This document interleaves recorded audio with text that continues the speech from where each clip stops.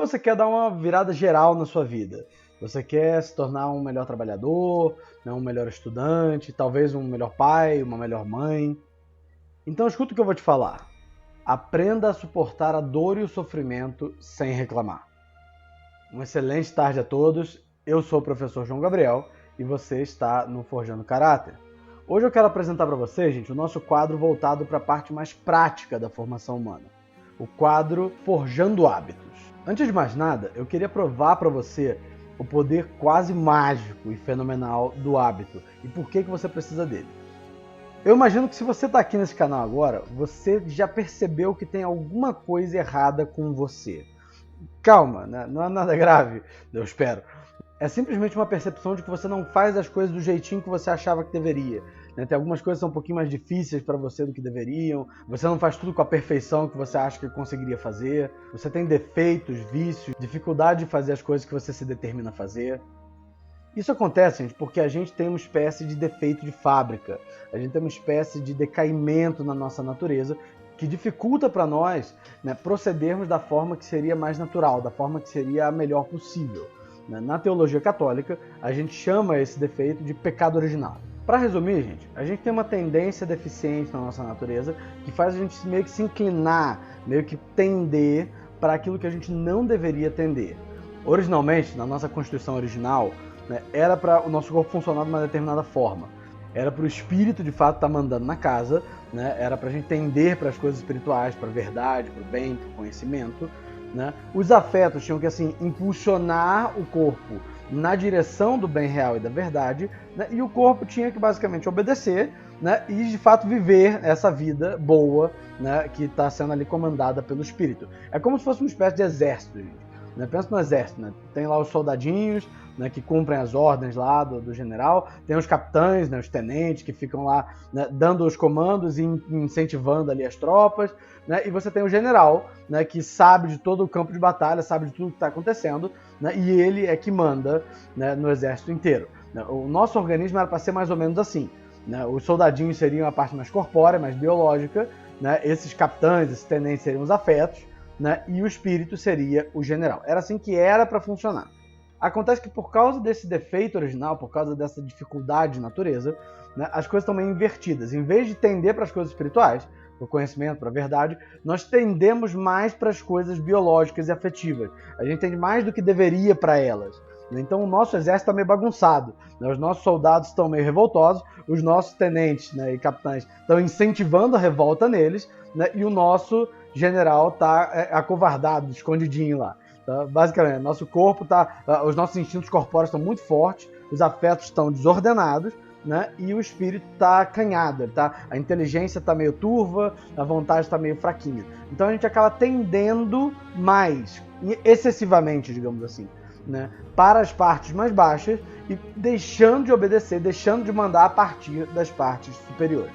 É por isso, gente, que, como diria São Paulo, né, a gente não faz o bem que quer e faz o mal que não quer. É por isso que você tem uma dificuldade muito grande, sei lá, de fazer uma dieta, né, de se alimentar melhor, de cuidar da sua saúde. É por isso que você tem dificuldade de perseverar em esforços muito grandes, como longos estudos. É por isso que a gente quer ter bons relacionamentos saudáveis, mas os nossos afetos e impulsos fazem com que a gente faça uma burrada atrás da outra. Né? É por isso que essas coisas acontecem. Você se identifica em algumas dessas situações, em algumas dessas dificuldades de fazer aquilo que você sabe que é melhor, você quer fazer, você se determina a fazer, mas parece que você sempre tende, né, a fazer besteira, né? Sempre tende a exagerar na comida, a fazer alguma bobagem amorosa, né, escolher a pessoa errada, né? Você tende a não perseverar nos seus esforços, a não se dedicar aos seus estudos, né, não fazer o que tinha que fazer lá para manter o teu emprego, né, etc, etc. Né? Percebe que isso acontece com a gente, que a gente tem essa dificuldade. Às vezes a gente até consegue, né, fazer aquilo que deveria fazer, mas a gente tem essa tendência, a gente tem assim, esse desejo de fazer a besteira, né? Esse desejo, essa tendencial, né, de fato, né, ceder aos afetos desordenados, né, e apagar um pouquinho ali, né, a parte da inteligência. A inteligência que fica avisando pra gente, a consciência, né, que fica avisando pra gente, olha, tá errado, não faça isso, por favor. E a gente dá uma apagadinha pra ceder aos afetos. É ou não é, gente? Pois é justamente para remediar esse problema, né, que nós temos um mecanismo, né, graças a Deus, literalmente, né? Existe um mecanismo dentro de nós que faz com que, se a gente repetir conscientemente certas ações um monte de vezes, a gente vai ganhando uma facilidade para executar aquelas ações e vai ficando difícil não executá-las, né? A gente vai repetindo, principalmente se a gente sabe que aquilo é bom, né, e aquilo está reforçado internamente, né, pela nossa inteligência, a gente vai repetindo até o momento em que se torna mais fácil para nós, né, de fato realizarmos as coisas como deveríamos realizar. Isso é uma espécie de segunda natureza, gente. É uma espécie de coisa que recobre a nossa natureza, um estado facilitador, né, que vai permitir, vai facilitar, né, a ação ordenada, vai fazer com que as coisas voltem um pouco para o lugar, beleza? O nome desse hábito bom e ordenado, porque é exatamente isso que ele é, né, é o que a gente chama comumente de virtude. Virtude é isso, gente. Virtude não é uma coisa fofinha, bonitinha, socialmente aceita, conjunto de regras. Virtude é o bom hábito consciente que reordena a nossa natureza, fazendo com que a gente haja mais proeficientemente como seres humanos, né? Haja melhor, né, para alcançar uma vida melhor. É basicamente isso. Ela coloca as coisas no lugar, ela coloca lá o espírito mandando, ela organiza os afetos, ela não elimina os afetos, ela não detona os afetos. Pelo contrário, ela coloca eles no devido lugar, aonde eles vão fazer bem, aonde de fato eles são apropriados. Até o prazer, gente, o prazer, o desejo, né, até a raiva, né, em seus devidos lugares são maravilhosos. Ela ordena aquilo ali e ela disciplina o corpo, né, ela faz com que o corpo pare de ser um bicho doido querendo mandar em tudo, né, e obedeça às vontades, de fato, né, do espírito, né, às decisões que você, enquanto pessoa, toma para você. Não seria maravilhoso ver uma vida dessa, gente? Não seria maravilhoso você viver, né, de fato, tomando suas próprias decisões conscientemente, livremente, e os seus afetos, o seu corpo colaborarem com ela? Não, beleza, você decidiu estudar para aquele concurso, a gente vai estudar, vai se concentrar, vai ficar aqui concentrado no estudo, né, vai se dedicar durante um longo tempo. Ah, você quer ali melhorar a sua condição física? Tudo bem, a gente vai se esforçar, fazer exercício físico, acordar cedo, né? A gente vai... Imagina se seu corpo e seus afetos colaborassem com a sua inteligência, colaborassem com as suas decisões voluntárias, livres. Gente, a virtude é o que nos faz propriamente, verdadeiramente livre. Isso é virtude. Virtude é quando a gente percebe aquilo que estava errado, né, aquilo que estava desordenado dentro de nós, né, vê ali o que é a melhor maneira, o que é estar ordenado, né, vê as ações correspondentes a essa ordem, a ação que de fato vai fazer com que eu viva melhor. Eu repito essa ação um monte de vezes, né, até que ela se torna fácil. Quando ela se torna fácil, né, quando os meus afetos estão colaborando ali com a minha inteligência, é quando eu adquiri uma virtude. Funciona mais ou menos assim.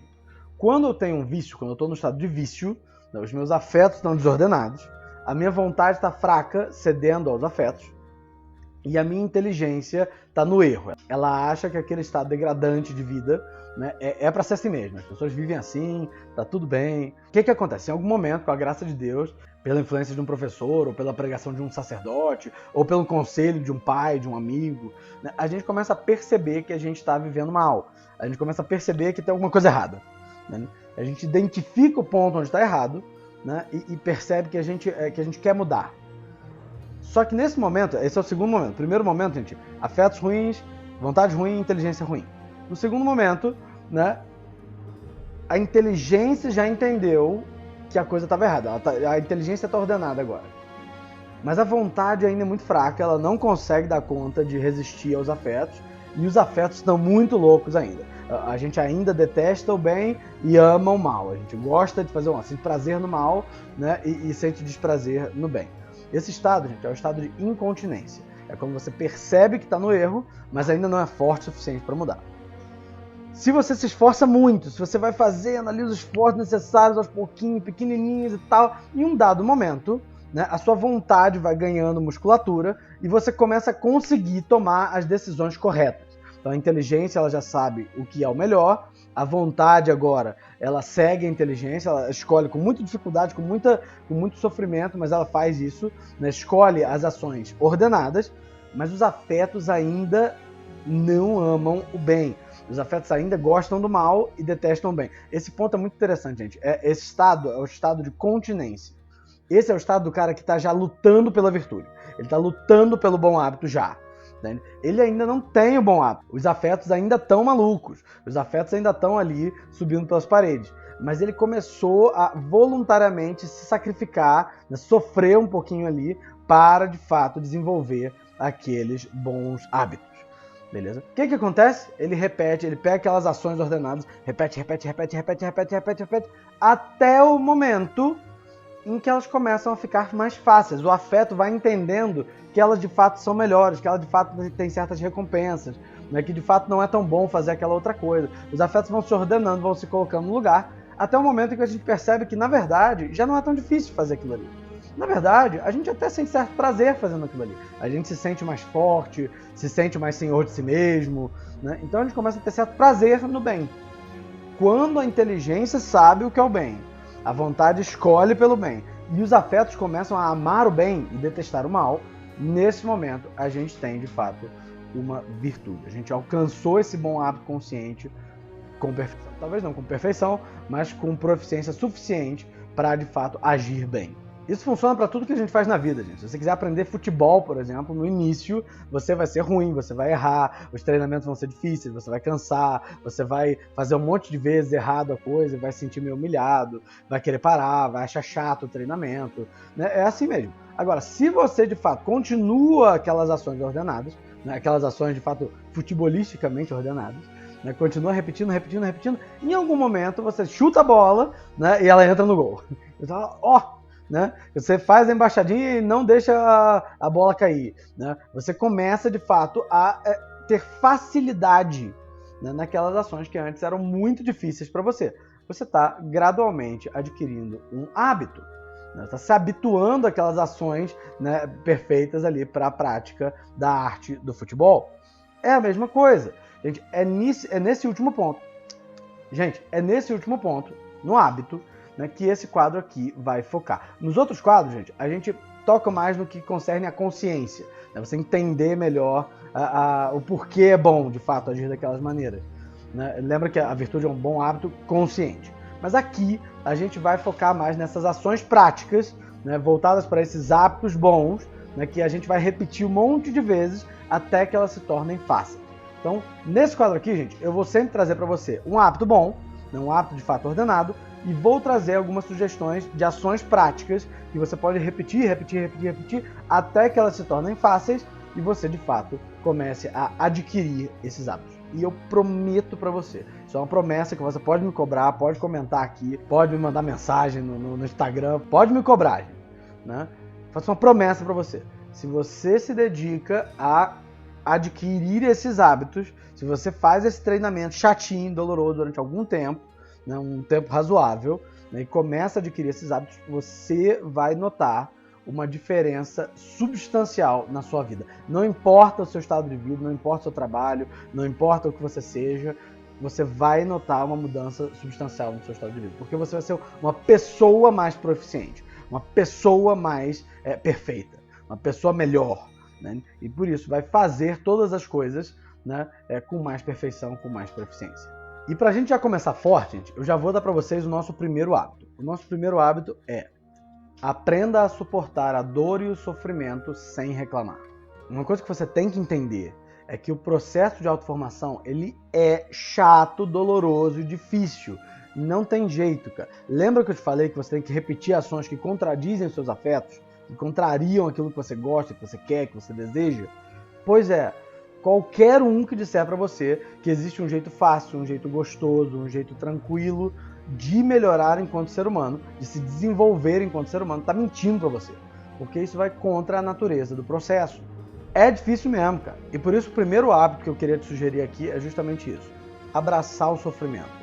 Eu não tô dizendo com isso que você precisa se torturar ou então se machucar ou qualquer coisa do tipo. Eu só estou dizendo que a pessoa que entendeu que o sofrimento faz parte da vida, que o sofrimento faz parte do crescimento, e por isso ela aceita pacientemente os sofrimentos que aparecem, que são úteis e bons, essa pessoa vai progredir em tudo que ela faz muito mais rapidamente.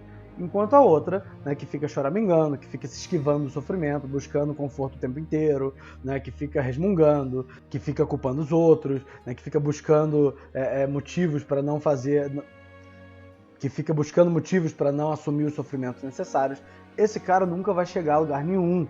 Não se trata de sentir prazer no sofrimento. E também não se trata de transformar o sofrimento numa coisa gostosa. Ah, não, você vai fazer isso e o sofrimento vai se tornar maravilhoso. Não é isso. Se trata de aceitar o sofrimento quando ele é bom e necessário.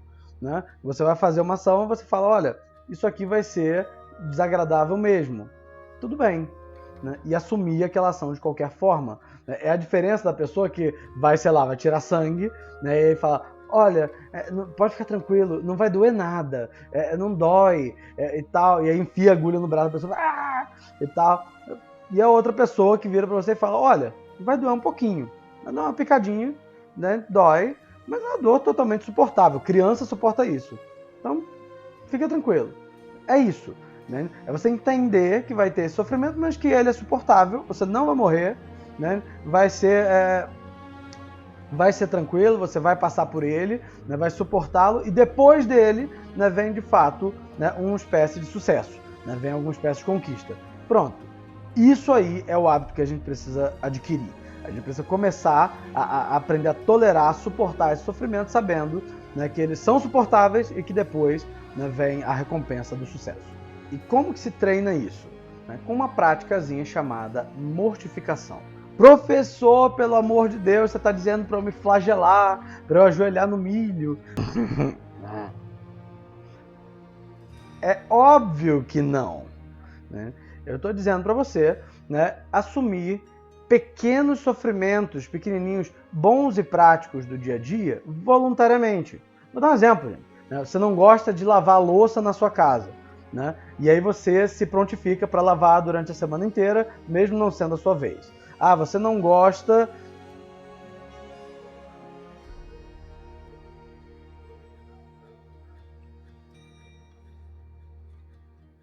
você não gosta de acordar... você não gosta de acordar cedo. Então você se força a acordar cedo todos os dias, umas 6h30, às vezes 7 horas, se você não estiver acostumado, né, e tal, todos os dias. Você gostaria de comer 3 colheres de arroz ali quando você sentou na mesa. Beleza, come 2. Você queria comer o pacote de bolacha inteiro, come só metade do pacote de bolacha.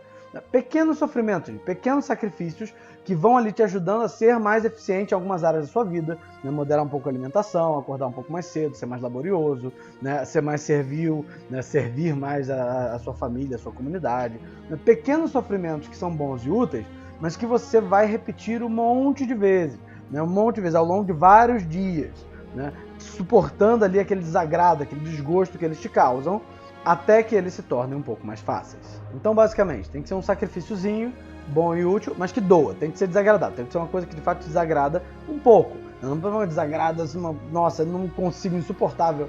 Calma, pega um que você sinta aquele desagrado, mas que está tranquilo, que você consegue suportar. Pega aquilo ali e repete todo dia. Por quanto tempo, professor? Por um tempo muito grande, é o mínimo de 3 semanas, gente. Né? A psicologia ensina que 21 dias é mais ou menos o limite, né, para você começar a desenvolver um hábito. Então, durante umas 3 semanas no mínimo, você vai repetir esse sacrifíciozinho. Quando é que você vai parar? Você vai parar quando fazer aquele sacrifíciozinho para você já é indiferente. No mínimo 3 semanas, né? Mas você vai fazer até o momento que, lavar a louça para mim agora, tipo, tanto faz, eu não ligo mais para isso. Né? Não me incomoda mais. Tudo bem. O que você vai fazer nesse momento? No momento em que, de fato, aquele sofrimento já não te incomoda mais. Você vai acrescentar um segundo. Agora você vai lavar a louça todo dia e vai acordar um pouquinho mais cedo. Né? E aí vai repetir isso aqui até que os dois estejam tranquilos. Até que você não sofra mais por nenhum dos dois. Beleza? E aí você vai repetir. Pronto. Já não me incomoda mais nem lavar a louça, nem acordar cedo. Eu faço os dois todo dia, tudo super tranquilo. Beleza, agora você vai acrescentar, né, a pequena moderação, a pequena mortificação na alimentação. Você vai lavar a louça, acordar cedo e comer uma colher a menos de arroz todo dia no almoço, ou um pouquinho a menos do carboidrato que você quer. E vai repetir até aquilo ali não incomodar mais. E assim por diante. Beleza? Até o momento, gente, em que qualquer novo sacrifíciozinho que você pegar já não vai te incomodar tanto. Pelo contrário, você fica até meio satisfeito de conseguir fazer aquilo ali. Você fica meio assim, orgulhoso de si por conseguir de fato oferecer aquele sacrifíciozinho e tal. Aquilo não te incomoda, não te perturba mais. Quando você chegar nesse momento, meus parabéns, você adquiriu um bom hábito consciente, uma virtude. Caso você queira saber como é que é o nome desse bom hábito, ele chama-se paciência. Para te ajudar ainda mais a conseguir adquirir esse hábito, eu vou fazer o seguinte. Eu vou deixar um link aqui na descrição para você se inscrever e receber gratuitamente. Vou mandar hoje mesmo. Você se inscreve e eu mando para você um PDF te ensinando uma técnica maravilhosa, muito eficiente, chamada Exame de Consciência Inaciano.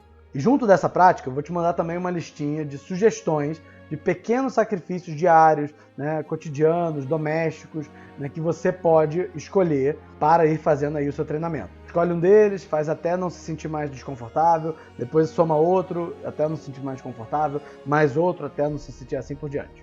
Tudo isso para te ajudar a desenvolver esses bons hábitos. Não tem mais desculpa, cara. E eu prometo para você, se você adquire esse hábito, se você faz esse esforço, esse pequeno treinamento, se você se dedica a isso, eu prometo, muita coisa na sua vida vai mudar.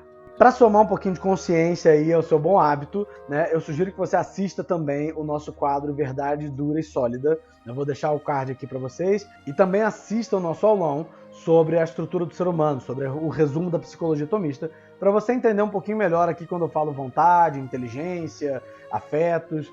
Vou deixar o card aqui também. Você pode também nos seguir nas nossas outras redes sociais, gente. A gente tem Instagram, a gente tem blog, tem muito conteúdo gratuito de formação lá para vocês. Então não deixa de seguir a gente lá também.